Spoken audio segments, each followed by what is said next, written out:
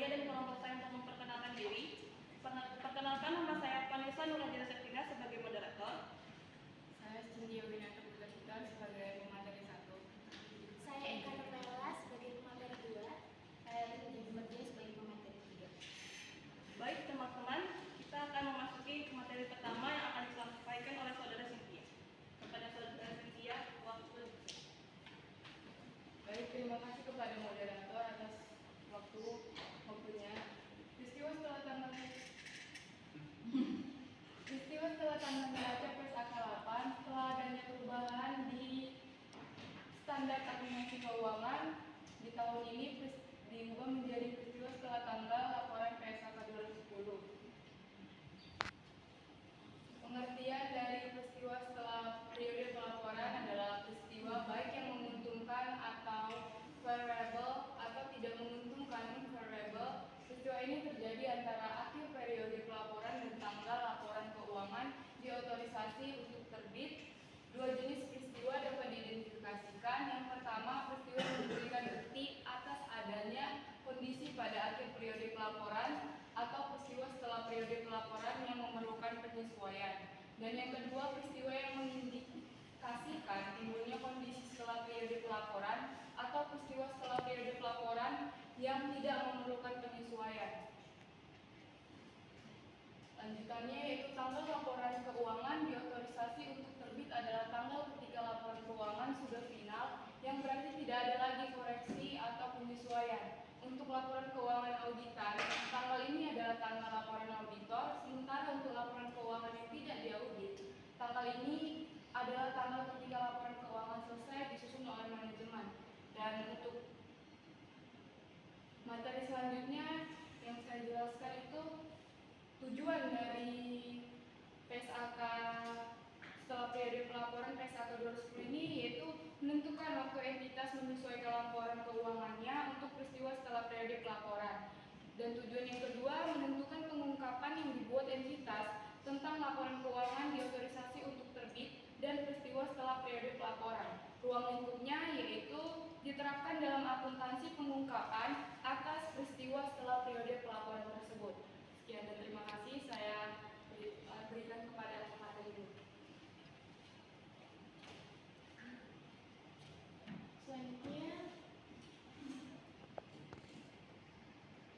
di sini adalah tabel perbedaan antara PSAK yang sebelumnya itu adalah PSAK 8. Kemudian sejak tanggal 1 Januari 2024 penomorannya berganti menjadi PSAK 210. Kemudian di sini bisa dibedakan. Jadi mohon maaf itu ada salah ketik. Di sebelah kiri itu adalah PSAK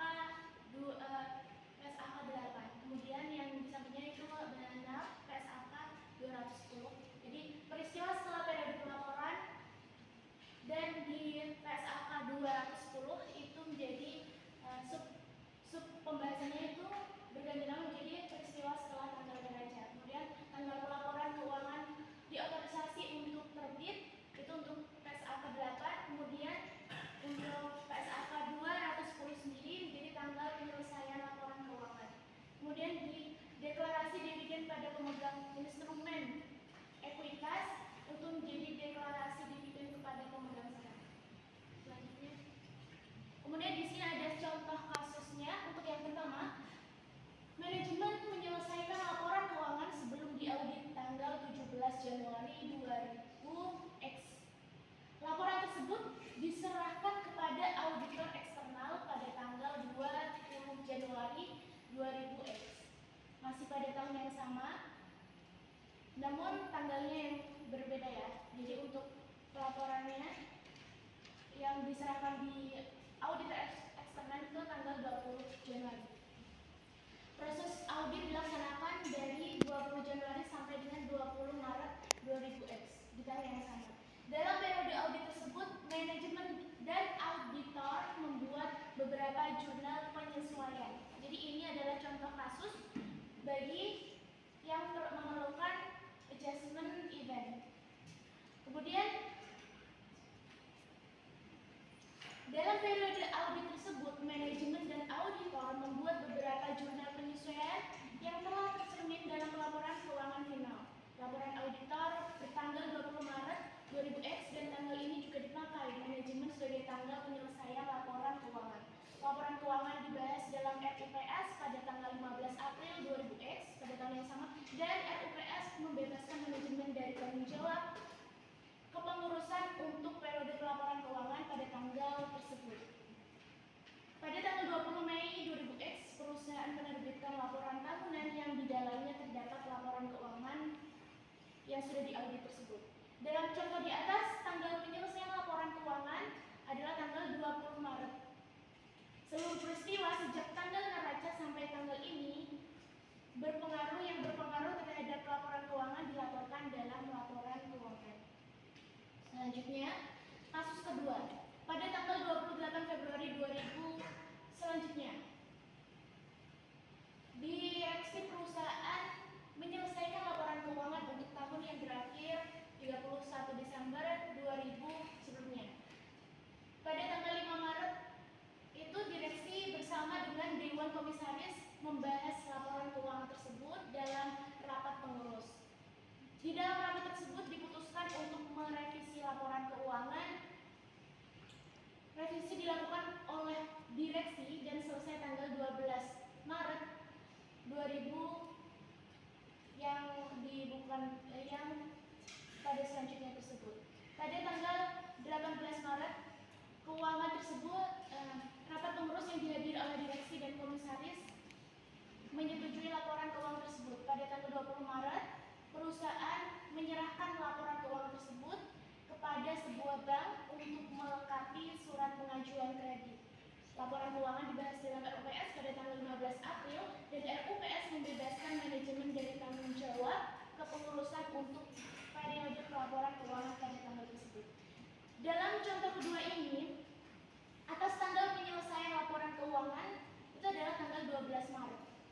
Ketika direksi merevisi laporan keuangan, harus mempertimbangkan seluruh peristiwa yang terjadi dari tanggal neraca sampai tanggal 12 Maret, yaitu tanggal penyelesaian laporan, yakni tanggal berakhirnya periode peristiwa setelah tanggal neraca. Selanjutnya, saya lanjutkan pada materi ketiga. Selanjutnya saya ambil alih di sini peristiwa setelah tanggal neraca yang memerlukan penyesuaian atau adjustment. Entitas menyesuaikan jumlah pengakuan dalam laporan keuangan untuk mencerminkan peristiwa setelah periode pelaporan yang memerlukan penyesuaian. Bisa kita lihat di sini ada beberapa poin, yaitu pertama, keputusan pengadilan yang menyatakan perusahaan memiliki kewajiban ini pada tanggal neraca, kemudian indikasi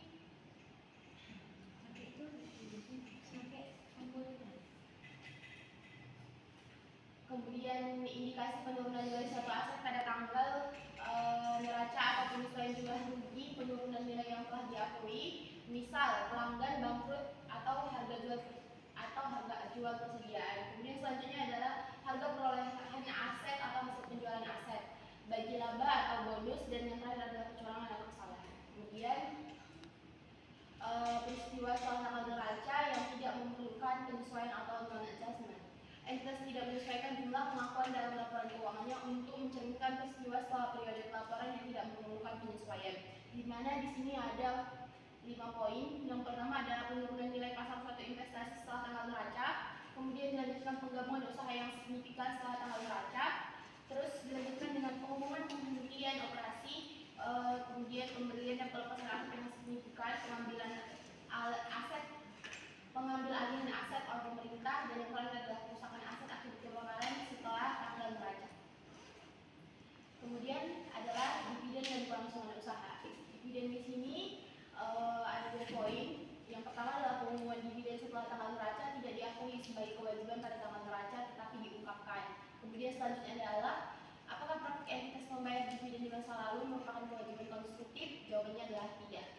Kemudian mengenai kelangsungan usaha. Setelah tanggal neraca diperoleh bukti kuat bahwa perusahaan akan dilikuidasi atau dihentikan usahanya jika manajemen tidak memiliki alternatif lain yang realistis kecuali melikuidasi perusahaan.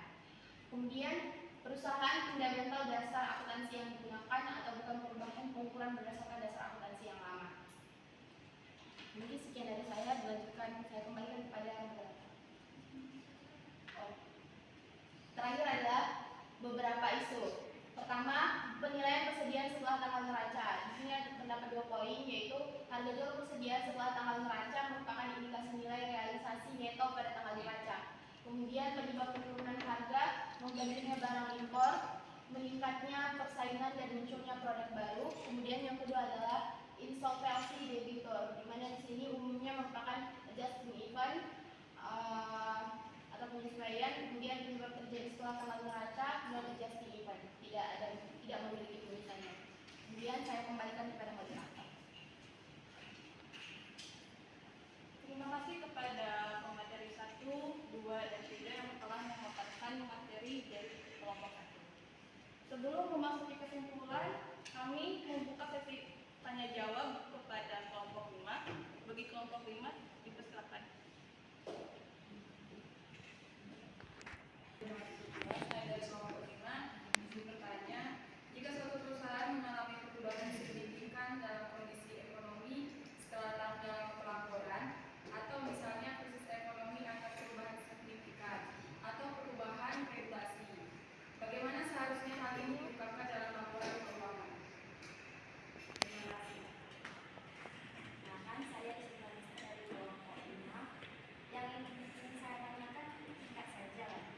Bisa jawaban dijelaskan lagi nggak terkait semua operasi ini?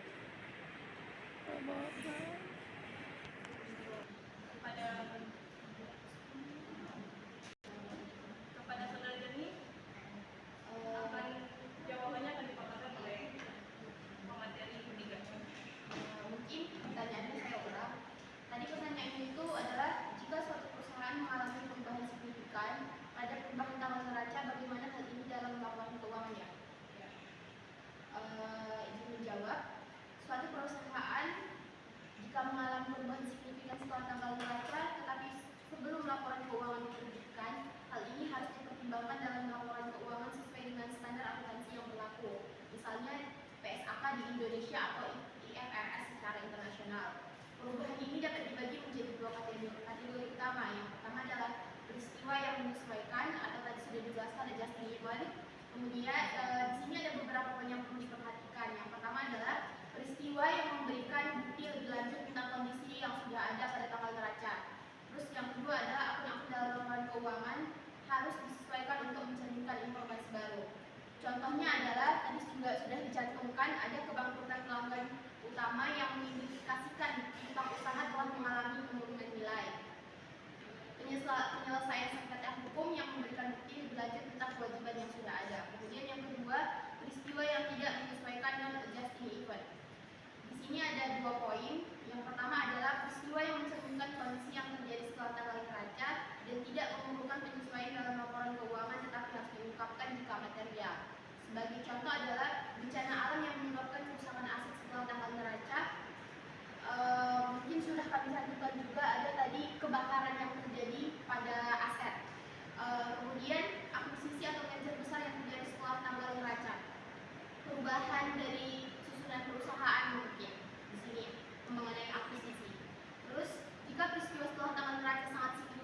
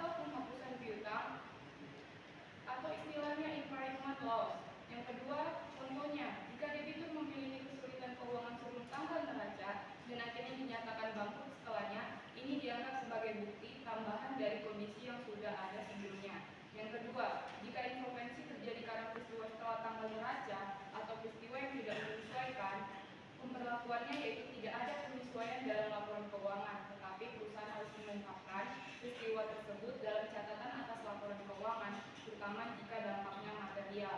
Contohnya, jika debitur mengalami masalah keuangan mendadak, misalnya akibat bencana alam atau krisis ekonomi yang baru terjadi setelah tanggal neraca, ini dianggap sebagai peristiwa setelah tanggal neraca yang tidak perlu disesuaikan, tetapi perlu diungkapkan.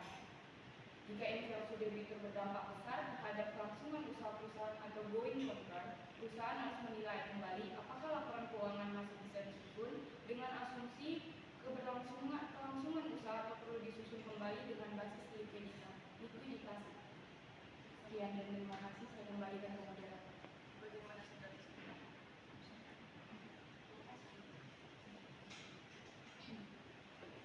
Baik teman-teman, ini kita akan memasuki sesi kesimpulan. Kelompok kami memiliki 4 kesimpulan yang akan kami sampaikan.